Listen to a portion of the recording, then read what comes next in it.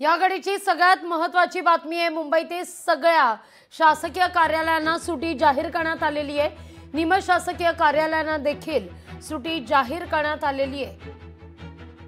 मुंबईतील सर्व खासगी कार्यालय आस्थापना यांना आज म्हणजे 19 ऑगस्टला सुट्टी जाहीर करण्यात आलेली आहे। भारतीय हवामान खात्याने आज मंगळवारी 19 ऑगस्टला मुसळधार पावसाचा इशारा दिलेला आहे। तर मुंबई शहर आणि उपनगरात अति मुसळधार पावसाचा इशारा आहे आणि त्याच पार्श्वभूमीवर सर्व शासकीय कर्मचाऱ्यांना सुट्टी जाहीर करण्यात येते।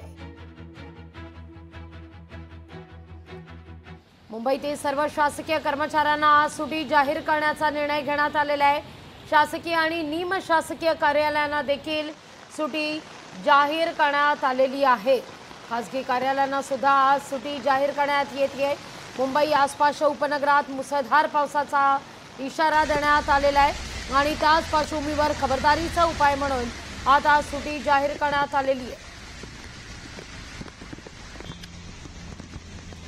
या सगळ्याविषयी अधिक माहिती घेऊया आपल्या प्रतिनिधी भाग्यश्री आचार्य प्रधान यांच्याकडून। भाग्यश्री, काय अधिक माहिती या सगळ्या संदर्भात?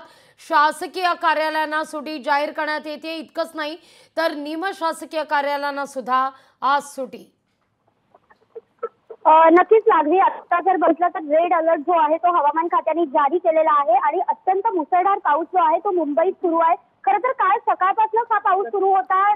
संध्याकाळनंतर या पावसाने थोडी विश्रांती घेतली असं वाटत असतानाच पुन्हा एकदा पावसाने धुमशान माजवायला सुरुवात केलेली पाहायला मिळाली आणि त्यानंतर आता जिल्हा आपत्ती व्यवस्थापनाने सर्व शासकीय आणि निमशासकीय व्यवस्थापकांना सुट्टी दिलेली पाहायला मिळते। एकंदरीतच जर आता बघितलं तर फक्त आपत्ती व्यवस्थापन विभाग फक्त चालू राहणार आहे, बाकी सगळ्या कार्यालयांना सुट्टी दिलेली आहे। आणि विशेष म्हणजे आपण जर बघितलं तर सकाळपासून ट्रेन ज्या आहेत त्या देखील लेट आहेत। 15 ते 20 मिनिटं मध्य रेल्वे उशिराने धावतात। मुसळधार पाऊस आहे। काल जर बघितलं तर काल ट्रॅकवर पाणी साचलं होतं। या सगळ्याच्या पार्श्वभूमीवर आज पुन्हा एकदा प्रशासनाने काळजी घेतलेली पाहायला मिळते। लागली भाग्यश्री, सगळ्यात महत्त्वाचं म्हणजे आज कॅबिनेटची बैठक सुद्धा होती। शासकीय कार्यालयांना सुट्टी देण्यात आल्यानंतर, शासकीय कर्मचाऱ्यांना सुट्टी जाहीर करण्यात आल्यानंतर कॅबिनेटच्या बैठकीवर सुद्धा आता प्रश्नचिन्ह उपस्थित होत आहे।